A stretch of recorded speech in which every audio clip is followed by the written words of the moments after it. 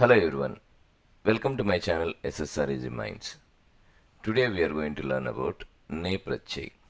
మీరు కనుక నా ఛానల్ని సబ్స్క్రైబ్ చేయకుండా ఉంటే తప్పకుండా నా ఛానల్ని సబ్స్క్రైబ్ చేయండి. ఈ వీడియో నచ్చితే లైక్ చేయండి.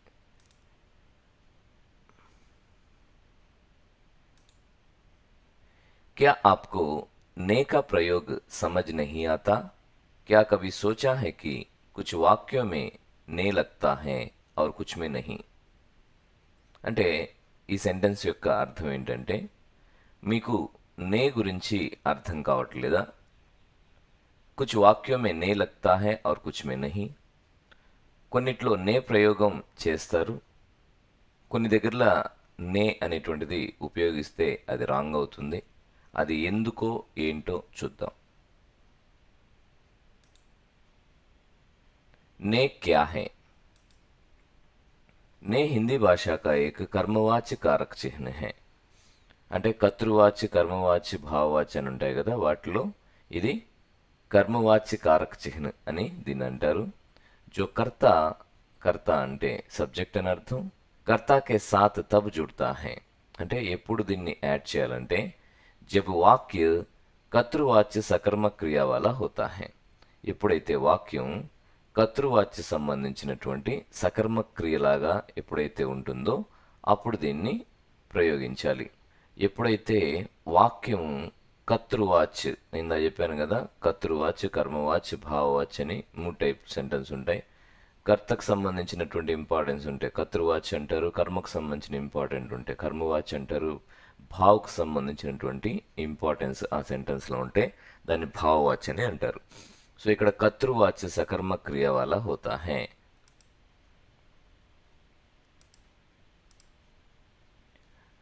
ఎగ్జాంపుల్ చూస్తే రామ్ నే ఆమ్ ఖాయా. ఇక్కడ రామ్ అనేటువంటి కర్తతో పాటుగా నేని ప్రయోగించడం జరిగింది. ఆమ్ ఖాయా, ఇక్కడ ఖాయా వెర్బ్, ఆమ్ అనేటువంటిది కర్మపదం అన్నమాట. సో ఇక్కడ మనం రూల్ ప్రకారంగా పాస్ట్ టెన్స్లో యూజ్ చేయాలి. ఎలా చూడాలి? ఇప్పుడు ఖాయా పాస్ట్ టెన్స్ కాబట్టి కర్తతో పాటుగా నేని యూజ్ చేసాం. ఇంకొక రూల్ ఏంటి? సకర్మక క్రియ అయి ఉండాలి. కర్మ అంటే ఇక్కడ ఫర్ ఎగ్జాంపుల్ ఇక్కడ మీరు సింపుల్గా చెప్పాలంటే కర్మపదం ఫైండ్ అవుట్ చేయడానికి క్యా ఖాయా అంటే దానికి ఆన్సర్ ఆమ్ వచ్చింది. సో దానికి మీకు అర్థమైపోయింది, ఇక్కడ కర్మపదం ఆమ్ అని ఉంది కాబట్టి నేను ఉపయోగించడం జరిగింది. ఇంకొక ఎగ్జాంపుల్ చూస్తే సీత అనే కితాబ్ పడి, పడి చదవడం అయిపోయింది. సో అందుకని ఇంకోటి ఏంటి మీరు ఫైండ్ అవుట్ చేయాల్సింది, కర్మ ఉందా లేదా. క్యా పడి కితాబ్ పడి, సో సరిపోయింది కాబట్టి ఇక్కడ కర్తతో పాటుగా నేను యూజ్ చేయడం జరిగింది. ఇప్పుడు సెంటెన్స్ ఏమైంది? సీత అనే కితాబ్ పడి.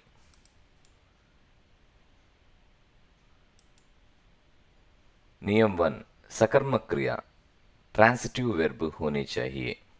రూల్ నెంబర్ 1 ఏంటి అంటే ట్రాన్సిటివ్ వెర్బ్ ఉండాలి, అంటే సకర్మ క్రియ అయి ఉండాలి. మనం ఇందాకే చెప్పాం కదా, ఒకటి అది పాస్ట్ టెన్స్ అయి ఉండాలి, దాని తర్వాత సకర్మ క్రియ అయి ఉండాలి.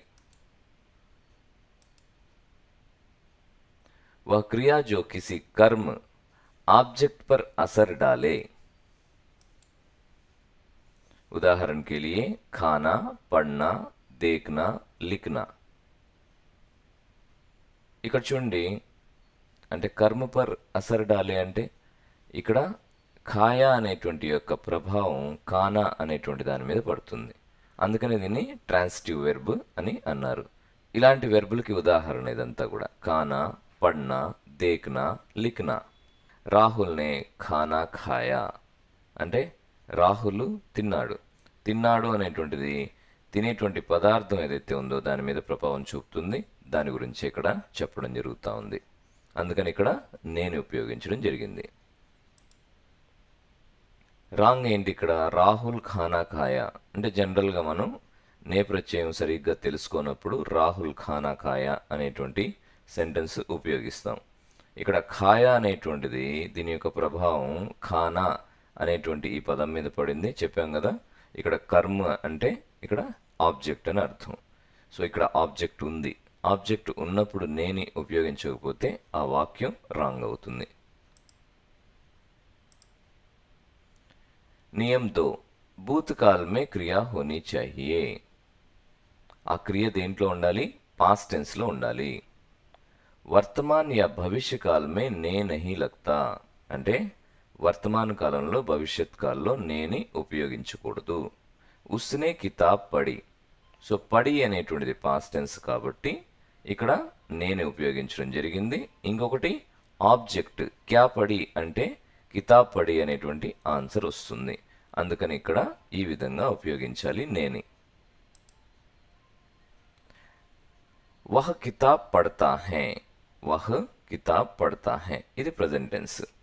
ఇక్కడ ప్రజెంట్ టెన్స్ కాబట్టి ఇక్కడ కానీ నేను కానీ ఉపయోగిస్తే వహ్నే అంటే ఉస్నే కితాబ్ పడతా హై అని కూడా ఉపయోగించడం రాంగ్ అవుతుంది. ఎందుకనంటే ఇక్కడ కితాబ్ ఆబ్జెక్ట్ ఉంది, బట్ ఈ సెంటెన్స్ని మనం ప్రజెంట్ టెన్స్లో యూజ్ చేస్తున్నాం కాబట్టి ఇక్కడ నే ప్రయోగం చేయడం అనేటువంటిది రాంగ్. నే కిన్ క్రియాओं में नहीं लगता है. నేని మనం ఎక్కడ ఉపయోగించకూడదు, ఏ క్రియల్లో ఉపయోగించకూడదు చూద్దాం.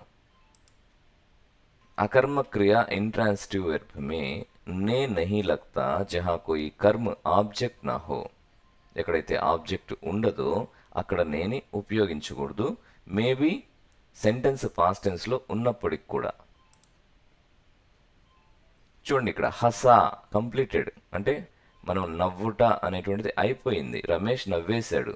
బట్ ఇక్కడ రమేష్ని హసా అని అనకూడదు. కారణం ఏంటంటే దీని యొక్క ప్రభావం డైరెక్ట్గా కర్త మీద పడుతుంది, కర్మ మీద పడట్లేదు, అసలు కర్మపదమే లేదు. కాబట్టి ఇక్కడ పాస్ట్ టెన్స్ అయినప్పటికీ నేని ప్రయోగించడం రాంగ్ అవుతుంది. కరెక్ట్ సెంటెన్స్ ఏంటి? పాస్ట్ టెన్స్ లో ప్రతి సెంటెన్స్ కి మనం నేని ఉపయోగించకూడదు. అది అకర్మ క్రియ అయితే దాని దగ్గర మనం నేని ఉపయోగించడం జరగకూడదు. సో సహీ సెంటెన్స్ ఏంటి అంటే రమేష్ హసా, రమేష్ నే హసా కాదు. సో ఇప్పుడు ఉదాహరణకి అకర్మ క్రియలేంటో చూద్దాం. జానా, ఆనా, బైట్నా, రోనా, హస్నా, చల్నా. ఈ క్రియల్లో మీరు గమనించినట్లయితే క్యా జాతా హై అంటే ఆన్సర్ రాదు, క్యా ఆనా హై ఆన్సర్ రాదు, క్యా జానా హై, క్యా ఆనా హై, క్యా బైట్నా హై, క్యా రోనా హై, క్యా హస్నా హై, క్యా చల్నా హై. సో ఇలా మనం ఈ క్వశ్చన్స్ వేసినప్పుడు దానికి సంబంధించిన ఆన్సర్స్ రావట్లేదు, గమనించారా? సో ఇలా మనం క్యా అనేటువంటి పదాన్ని ముందు జోడించి ఈ క్రియలకి మనం క్వశ్చన్ అడిగినప్పుడు దాని ఆన్సర్ ఇక్కడ రావట్లేదు కాబట్టి మీరు ఈజీగా ఫైండ్ అవుట్ చేయొచ్చు ఇది అకర్మక్ క్రియ అని. ఇక్కడ అకర్మక్ అంటే సాంస్క్రిట్లో కర్మకి ముందు ఆచరిస్తే అది కర్మ కాని పదం అని అర్థం.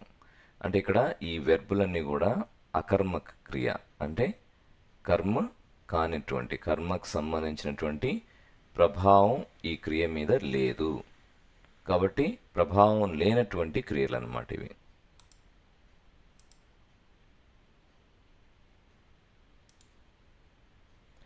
रूल नंबर 4 वर्तमान और भविष्य काल में ने का प्रयोग नहीं होता. उदाहरण के लिए वह स्कूल जाता है, वह स्कूल जाएगा. వీటిలో నేని చేర్చకూడదు. మనం అకర్మక క్రియ అన్నాం కదా, ఇక్కడ జాతా హే అనేటువంటిది మనం ఉపయోగించాం క్రియని. ఇక్కడ అది కాక ప్రజెంట్ టెన్స్లో ఉంది కాబట్టి ఇక్కడ నే చేర్చలేదు. అలాగే ఇక్కడ వహ స్కూల్ జాయేగా ఇక్కడ ఫ్యూచర్ టెన్స్లో ఉంది సెంటెన్స్, అందుకని ఇక్కడ మనం నేని ప్రయోగించలేదు.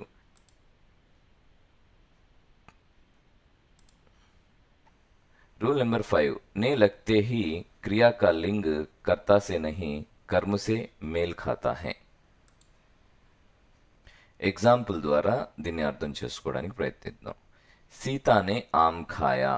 ఆమ్ పుంలింగ్ ఇస్లియే ఖాయా.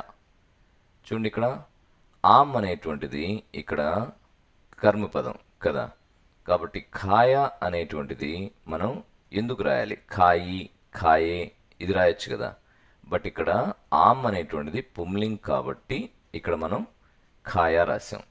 ఇప్పుడు సీత స్త్రీలింగ్ కదా, జనరల్గా అయితే సీత ఆమ్ ఖాయి. బట్ ఇక్కడ నే ప్రయోగం చేశాం కదా, కాబట్టి ఇక్కడ సీతానే ఆమ్ ఖాయి కాదు, సీతానే ఆమ్ ఖాయా. ఎందుకనంటే ఆమ్ అనేటువంటిది పుంలింగ్ ఏకవచనంలో మనం యూజ్ చేస్తున్నాం. ఇక్కడ చూడండి, సీతానే కితాబ్ పడి. సీత కర్త స్త్రీలింగ్ కాబట్టి పడి రాలేదు, కితాబ్ స్త్రీలింగ్ కాబట్టి ఇక్కడ మనం పడి అనేటువంటి ప్రయోగం చేసామన్నమాట. అంటే ఇక్కడ పడా ఉపయోగించాలా, పడే ఉపయోగించాలా, పడి ఉపయోగించాలా, ఎలా మనకు తెలుస్తుంది? ఈ పదం కర్మకు సంబంధించిన పదం ఏదైతే ఉందో ఇది స్త్రీలింగ్ కాబట్టి ఇక్కడ కితాబ్ పడి అని వచ్చింది, ఇది పుంలింగ్ కాబట్టి ఆమ్ ఖాయా అని వచ్చింది.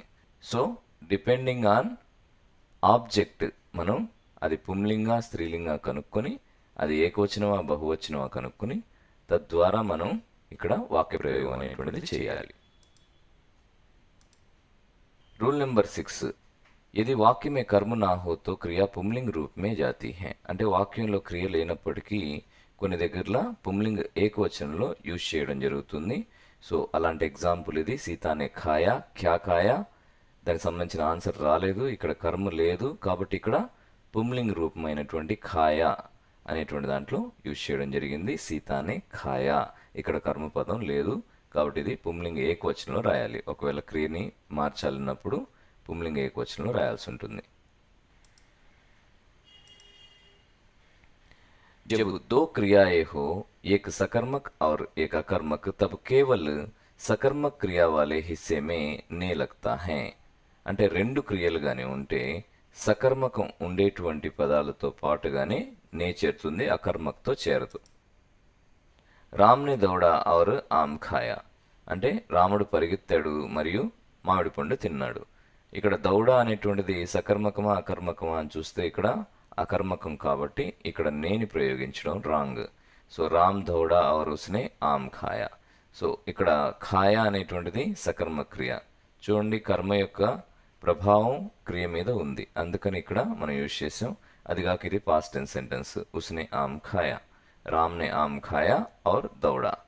సో కాబట్టి ఇక్కడ ఫస్ట్ సెంటెన్స్లో మనం రామ్నే ఆమ్ ఖాయా అనేటువంటిది యూజ్ చేసాం, ఔర్ దౌడా అనేటువంటి తర్వాత యూజ్ చేసాం. సో కరెక్ట్ సెంటెన్స్ ఈ విధంగా రాయాలి. రూల్ నెంబర్ 8 ఏంటంటే నే కా ప్రయోగ్ సిర్ఫ్ కర్తా పర్ హోతా హై, కర్మ పర్ నహీ. నే యొక్క ప్రయోగము కర్త పైన ఉంటుంది, కర్మ పైన కాదు. పొరపాటును మీరు ఆమ్నే రామ్ ఖాయా అని రాస్తే అది తప్పు అవుతుంది. ఇదేంటిది? కర్మ తర్వాత నేని ప్రయోగించకూడదు. కరెక్ట్ ఏంటి? రామ్నే ఆమ్ ఖాయా, కర్త తర్వాత నేని ప్రయోగించాలి.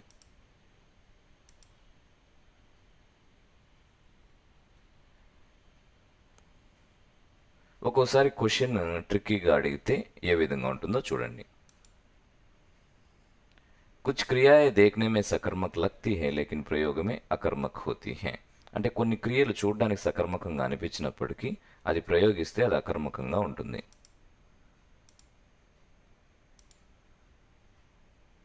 ఇన్ క్రియాओं में ने सही लगता है అయినప్పటికీ ఇది రాంగ్ అవుతుంది. అంటే ఈ క్రియల్లో నే అనేటువంటిది కరెక్ట్ అనిపిస్తుంది, బట్ ఇది రాంగ్. వహ్ నే సోయా, సోయా అనేటువంటిది అకర్మకం, వహ్ సోయా కరెక్ట్ సెంటెన్స్. ఈ విధంగా రాయాలి. ఇక్కడ చూడండి ఎగ్జాంపుల్స్లో సోనా, జాగ్నా, మర్నా ఇలాంటి క్రియల్లో ఎటువంటి కర్మ యొక్క ప్రభావం ఉండదు. ఇది చాలా ఇంపార్టెంట్. प्रभाव क्रिया हो लेकिन बिना कर्म के प्रयोग हो तो ने लगेगा और क्रिया पुंलिंग में जाएगी. उदाहरण, सीता ने खाया, क्या नहीं बताया गया, पुंलिंग रूप.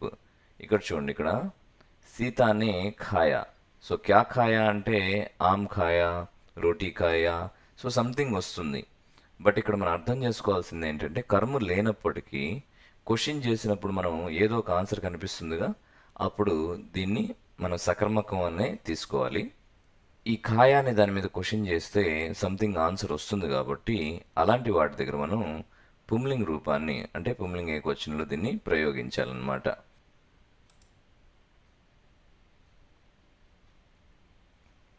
अगर वाक्य में कर्ता सकर्मक क्रिया भूतकाल में ने लगेगा, बाकी सब में నహీ లగేగా. అంటే మనం కంప్లీట్గా ఇప్పుడు దాకా నేర్చుకున్నటువంటి దాంట్లో కర్త సకర్మకం అయి ఉండాలి, భూతకాలంలో అయి ఉండాలి, మిగతా వాటిలో నేని ఉపయోగించకూడదు. సో ఇప్పుడు మీరు క్లియర్గా నే ప్రత్యయ సంబంధించినటువంటి ప్రతి అంశాన్ని నేర్చుకున్నారు కాబట్టి ఖచ్చితంగా మీరు నే సంబంధించింది వితౌట్ ఎనీ కన్ఫ్యూజన్ మీరు ఎగ్జామినేషన్ పాయింట్ ఆఫ్ వ్యూలో మంచి మార్కులు సాధించడానికి అవకాశం ఉంటుంది. ఈ వీడియో కనుక నచ్చినట్లయితే తప్పకుండా నా ఛానల్ని సబ్స్క్రైబ్ చేయండి, లైక్ చేయండి, షేర్ చేయండి. Thank you so much. Thanks for watching.